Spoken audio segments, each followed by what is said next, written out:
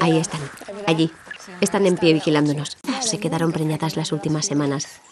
Está enorme. Mira esa de ahí. Sí. Aquí hay uno. Otro ahí. Un tercero aquí. Y otro al fondo.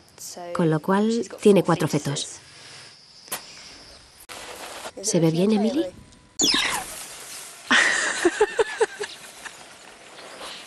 Vaya, ya están aquí. Las perdí de vista anoche. Así que si dieron a luz anoche nos lo habremos perdido. ¿Qué hacemos? ¿Esperamos a que deje de llover? Se dirigían... Cuando las perdí de vista anoche se dirigían hacia la aldea, creo.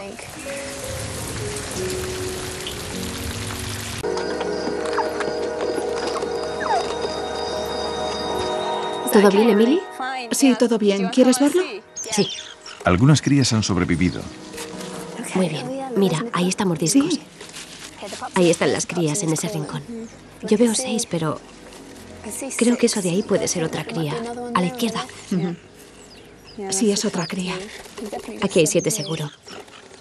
Lo que significa que al menos otras 7 han muerto esta noche porque tendría que haber 14 crías.